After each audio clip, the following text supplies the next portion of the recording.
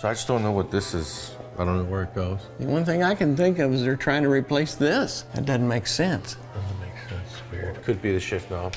It's funny, this looks just like the tie rod ends that Bob and I made last year. Welcome to Sam's Garage, presented by NH Oil Undercoating.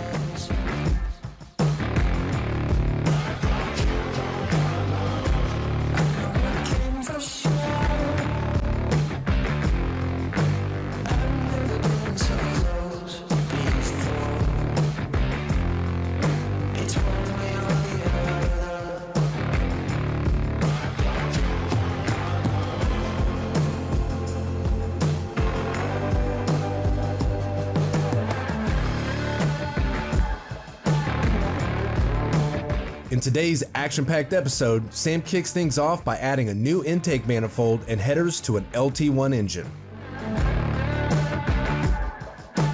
Next, Doug dives under the hood of his Gentry 427 Cobra, replacing the clutch slave cylinder.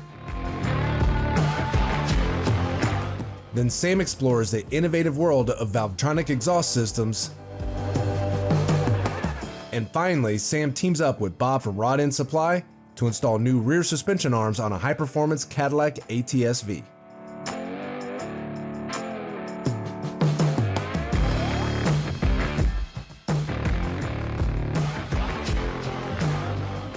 Sam transforms an LT1 engine with an MSD Atomic Air Force intake manifold and hooker headers.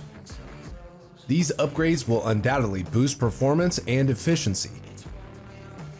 From enhanced airflow to increased horsepower, watch as Sam takes this engine to the next level. In the hustle and bustle of Sam's busy schedule, a crucial detail slipped through the cracks. He forgot to winterize his boat, leading to an engine replacement. But Sam's not one to dwell on setbacks. With determination and resourcefulness, Sam's rebuilding the LT1 engine. Now he's on the hunt for the perfect project to bring this powerhouse back to life. So we're continuing on with our Holley LT1 build. This week we're going to do the intake manifold and the hooker headers. Now this is pretty much, like I said, it's out of a boat. It's a 6.2 liter Cadillac engine. What they do for the boats is they put little spacers to make the intake manifold larger for torque because a boat's always pulling. It's always under a load. So this is the factory intake manifold. Comes out of a Cadillac Escalade. It's 6.2 liter. We're going with the MSD Air Force, Atomic Air Force intake manifold, as you can see on the inside. It's got long headers for torque, but due to the construction, it's also very good for horsepower at high RPMs. So what we're gonna do is reassemble this, remove these spacers, remove those studs, put the intake manifold on, then put the hooker headers on and go from there. You know, back in the day when you did an intake manifold, you would be scraping gaskets for days. But because of these O-ring technology, all you gotta do is wipe off the residue on the surface and put your new stuff on. Now on the LT, the high pressure fuel source is right here. There is an indentation in the Atomic Air Force intake manifold for it. Make sure you guys do that part correctly. And there is multiple locations for you to put your map sensor. There is even a location for you to put your emissions purge valve. This is CARB legal, 50 state approved. So you do have to drill your hole for your map sensor. So if you're using it here, whether it's in the front, you have to drill the hole for the reference signal. That way you can bolt your map sensor in and call it a day. Do it with the intake manifold off or do it with a vacuum because it's plastic. You really don't have anything to worry about. It's not metal. The awesome thing about this manifold is that it's fully tunable. You can take it apart, split it in half, change out the tube size on the inside, fine-tuning it to your application. That's what makes this MSD Atomic Air Force manifold so nice, and it looks good too. All right, so now what we're gonna do is install the hooker headers.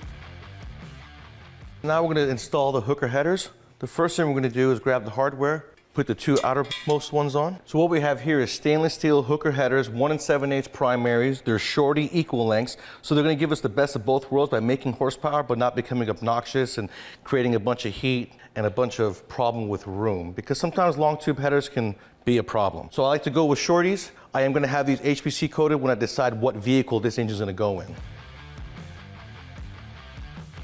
So on the boat engine, they relocate the coil packs from the valve cover onto a bracket and then move it down here with wires going up.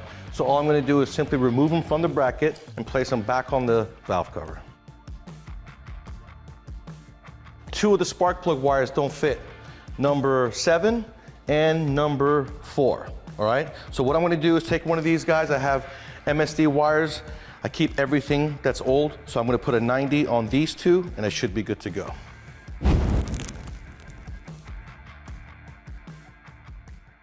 It's beginning to look like an engine again, isn't it?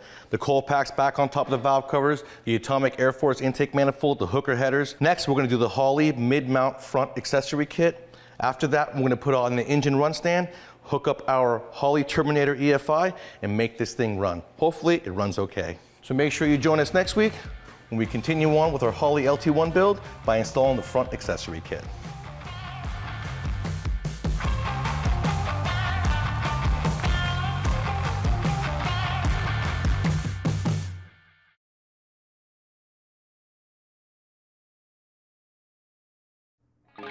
Welcome back to Sam's Garage, presented by NH Oil Undercoating.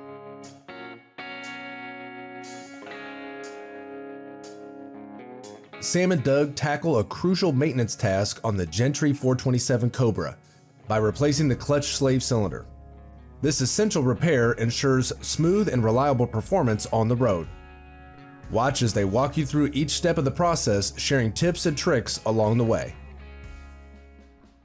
Doug and I are going to do some maintenance on the Cobra in the way of replacing the slave cylinder, and we're going to show you guys how to prevent a problem that occurred to us. Yeah, one of the things, guys, that I just really didn't think about was the brake fluid. So, you know, you have the brake fluid running the slave cylinder. It developed a slight leak. It got under this beautiful chassis and it took the paint off. So when you guys are at home, make sure that if you're dealing with brake fluid, get it off very quick. Get a rag there if you're doing stuff because it will take paint off. So that's one of the things that we have to address, and it's something that, quite frankly, Sam, I didn't think about. We're looking at the slave cylinder that we're going to need to remove, so we're just checking which bolts we have, tools we're going to need. Then we're going to pull it off, clean everything up. We're going to need to go ahead and pop the line, and then after we get the line popped, put something under to catch the fluid that is dripping, unbolt it, put the new one on, fix the paint, and then put it back on. Look at what happened to the frame. Yeah, that's what I was saying. All of this, yeah, you can see everything that happened where it drained down and where it sat on it. When you're using standard brake fluid is you change it every few years. Since I did not change the brake fluid in this clutch cylinder, the problem that happened is brake fluid will absorb moisture. So if it gets hot, cold, moisture in the air will be absorbed into the brake fluid. So as I pull this apart and I take a look at it, we develop rust on the very bottom of this cylinder. The way this operates is it has a piston, and that piston has a seal that goes all the way around it. So when you move it in and out, when you develop rust, it ruins the seal on the cylinder or on the piston. That's what happened here, and if I take a look at it, I can look at this is an absolute classic failure. My failure that I didn't change the fluid more often. Make sure that with your standard brake fluids, now if you're using a silicone fluid, it doesn't absorb the water, but a standard brake fluid will. That's why it's important on your clutches and also on your brakes that you change that fluid regularly. And regularly being, every 3 years, every 4 years. Make sure that you flush, do a full flush, put it in. Your brakes and your cylinders, your masters and slave will last a long, long time. Make sure to check your part before installing it with the old part so that you have, if there's anything different, like for instance right here on the body, because it's a Cobra, it's been shaved. So I made a mark right here. I'm gonna do the same thing, shave that area off. They've painted their slave cylinder black. Guys, when I'm scraping and this is falling here, in case you guys hadn't noticed, Sam's a little OCD. So I'm having a really good time making this mess. Oh, let's get back to work. I hooked up the hose, I filled up the reservoir with Wilwood Racing brake fluid. I'm just doing a little gravity bleed. Hopefully some fluid comes out. If it does, it's a huge head start for bleeding the clutch. And then we got some paper. So we'll just do this little number right here, and then we'll do this little number right here. We got the stainless steel brake lines covered up, because when Doug goes home, we're gonna do KVS paint-on coating on this. We're completely raw now. We don't want it to rust. He's gonna go home, he's gonna get busy. 3 months will go by, if not 10 years. And so we want a little bit of protection on there, so I'm gonna have him spray it so that I don't get in trouble. Jiminy Christmas. You gotta hit the gym. You'd be like me. I don't have any time. I'm always working on your Fords. Well, you know, that's a good thing. We're talking about the slave cylinder, how we just fixed it. You got some work to do when you get home because you're gonna do some KBS coating on it. KBS coating on it. But before I give it to you, I'm gonna go ahead and bleed the brake system too, put the synthetic fluid in there so you don't have to worry about that. Yeah, you know, Sam, I really appreciate that. You're a great guy. Thank you. You know, I'm just trying to be like my friend Doug here.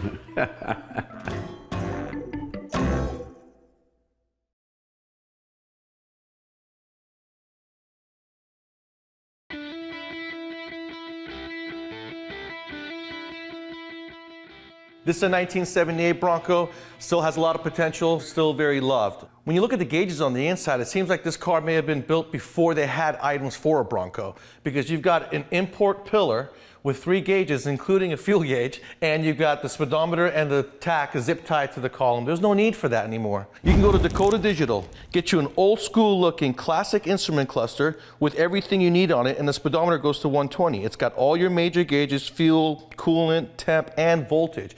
Everything you need, easy plug and play, fits right into the dash. All you gotta do is run some sensors and some wires and get rid of what you got going on inside, because let me tell you something, that will kill a resale value of a car. It'll kill points when you go into a car show or try to get a trophy. It's just horrible. So what we're gonna do is take that out, cut the zip ties off, remove all those gauges, put it into Dakota Digital, make the inside look clean and make it look factory fresh with modern gauges. These are really easy to install. I mean, take a look at it. Everything has got factory locations as far as the hardware goes, but look at the design and the construction of it. High quality, very affordable, looks old school, but works new school. Welcome back to more Sam's Garage, presented by NHOU. In today's segment, Sam dives into the world of Valtronic exhaust systems. Discover how these cutting-edge exhaust systems enhance performance by controlling exhaust flow and sound with precision. Plus, we'll look at the history of the innovative company behind Valvetronic, exploring their journey from inception to industry leader. So today we're going to talk Valvetronic Exhaust and the benefits of it. So these guys are very cool. They're in Pennsylvania. They got a very nice facility, huge inventory. They're very popular in the market when it comes to exotics and imports, German cars, stuff like that. And they built an awesome catback exhaust system for all these cars. So what they wanted to do was they wanted to get into the domestic market. So they got a couple of universal mufflers here, depending on the size of the inlet. And this is basically a valved muffler that'll give you the quietness of a muffler and also the full openness of a straight pipe, just by simply opening and closing this diaphragm with the valve itself. In the box, you've got basically a compressor. This is a very nice pulse width modulated air compressor, and it's gonna open these valves up right as you hit that button. It's gonna close them just as fast as it opened them. All the vacuum lines you need to be able to get your system installed. And you know, when a company takes this much care in their packaging, then you know they're gonna take that much care, if not more, in the quality of the product itself. Absolutely. What you guys can do with the Valtronic muffler is, let's say you wanted an aftermarket system like pipes. You go get yourself a complete pipes exhaust kit, install it on your car, and you want to get that diversity with the sound like we're talking about. You can very easily remove the mufflers, use the entire system, have your local exhaust guy install the Valtronic mufflers, and then you have full controllability of your system, the sound, the flow, the horsepower. And that is what's very cool. So you guys— Well, it's always nice to have options on your car. Absolutely. And there aren't a lot of options when it comes to the old school domestic resto mods. It's usually all the way or nothing. Yep. And this giving you the in-between options is really nice. And these guys, they put a lot of care into everything that they do, from their engineering to their packaging. The amount of effort, it really comes through. Now, you know, being with me for so long, anytime you do an exhaust system, there's always a byproduct. One is sound, and the other one is drone. And the drone comes into effect when you guys are lugging the motor, going down the road at highway speeds, 65 to 80 miles an hour. You're chilling between 1.5 RPM to 2.25. And so therefore you're gonna hear that drone from the exhaust system. That's what the mufflers do from the factory, is they quiet the exhaust system down while you're driving. Right? You don't just hear it, you feel it. You feel it. So you turn off the muffler. You turn it off, you don't need the horsepower, you don't need the flow, and you don't want the sound. But when you do want it, you hit the button, the valve opens up, and it's there. If you guys are looking for sound, you know you have the exhaust cutouts that we've been used to for 40, 50 years. There are different styles out there, but not a lot of times do they last a long time. They fail pretty quickly because the hardware for the cutouts are so small that the exhaust heat, the exhaust itself, very corrosive, kills them. What is cool with the Valtronic muffler is everything is compact in one design. You don't have anything extra. You got no hardware. All you have is a diaphragm, a throttle plate basically inside there, and vacuum operation. If you guys want the diversity with being able to control the sound and the horsepower, the drone in your car, go to Valvetronic Exhaust, take a look at what they got inventory-wise. If you have an exotic, a BMW, Lamborghini, anything like that, check them out. They're very nice, high-end quality, and it's gonna last a long time. Those cutouts you see out there have little hardware that don't work very well, but these guys are vacuum-operated, high-quality construction. They put a lot of thought into everything that they did, and it really shows. It's really nice. And the fact that they cover a variety of different vehicles, that's also nice. Whenever you have a company that's built by car enthusiasts, it's going to be successful. They're going to give you good products because they drive the vehicles that they put these products on. That means a lot. If you have any questions, feel free to reach out to them and they can help you put together the right system for your vehicle.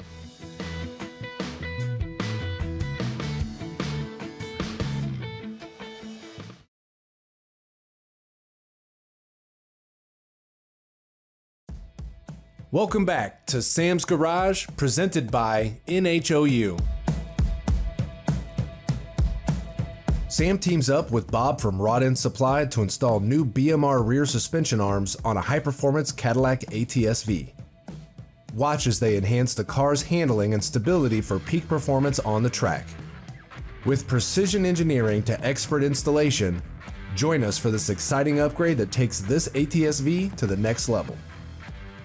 I got my friend's ATSV in the shop. It's the fastest all-interior 9.8, 9.9 second quarter-mile car in the country, and it's destroyed the rear suspension. So we have to beef it up. I went to BMR. I got me new suspension arms. It's got Rodins on it, and this is going to take care of our problem. But if you guys wanted to make this stuff at home yourself, everything you see here, Bob Douglas sells at Rodin Supply. If somebody wanted to make items like this, what would they do? The only thing we don't carry and sell is the tubing itself. We sell the weld-in ends, the bungs of different sizes. We sell, of course, the rod ends, the jam nuts. If you need high misalignment spacers, like in this rod end, we do that as well. One of the things that we've started doing now that we haven't done before, the largest rod end that we've made previously was 1.25 inch thread with a 1-inch hole. The industrial applications have been coming to us. They're needing 1.25 inch thread with 1.25 inch hole, so we've started making those. Those are larger rod ends that are used on industrial equipment, on hydraulic cylinders, that type of thing. We've been getting calls now for a large rod end which has 1.5 inch thread with 1.5 inch hole in the ball. It could be used in the off-road if you want to build something that big, or if you want to build something that big for the monster trucks, you can do that too. Started developing an all aluminum rod end. It also has an aluminum ball. It's 7075 T6. Now this is basically for the race people that want something lighter. When you're hanging this out on your suspension, now you got sprung and unsprung weight. So I'd say probably 50% sprung, 50% unsprung. The nice thing about this is this all aluminum rod end, which is the same size as this aluminum rod end with a steel race and a steel ball. This rod end is 30% lighter than this rod end. Of course, it's riding against the red nylon fiber injection molded race that we've developed and which is our proprietary to us. Ours is a 612, it doesn't absorb moisture. Infuse it with fiberglass, it makes it a little stronger material. And we also put some Teflon in it. And then of course we've got some new things for the side-by-side or the UTV market. We're starting to make some offset joints, which I don't know who designed them into factories, but it requires an offset joint. The standard tie rod ends that you get on them, I've been told that they don't last but 2 or 3 months and then you gotta replace them. So people are wanting to replace them now with rod ends. It's amazing how much a light side-by-side will beat up its components, its parts, its steering. There's so many aftermarket companies out there beefing these things up. It's amazing. We sell a lot to that industry. Spherical bearings that go into the arms. We sell the weld-in bungs to them. Of course, rod ends we sell to them. We sell a wide variety of product to these suspension guys that are building all this stuff for the UTV market.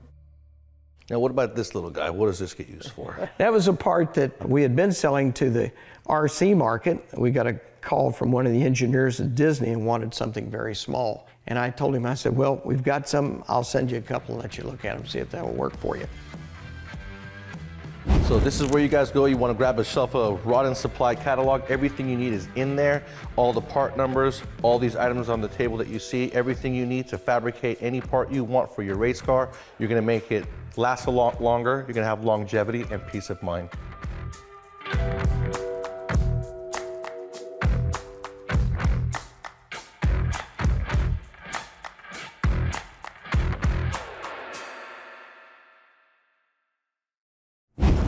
Be sure to check out Sam's Garage on these other media platforms. That wraps up another exciting episode of Sam's Garage. Today we started by boosting the performance with a new intake manifold and headers on an LT1 engine. Doug tackled the clutch slave cylinder replacement on his Gentry 427 Cobra. Then Sam gave us an in-depth review of Valtronic Exhaust systems. And finally, we wrap things up with Bob from Rodin Supply helping install new rear suspension arms on a Cadillac ATSV.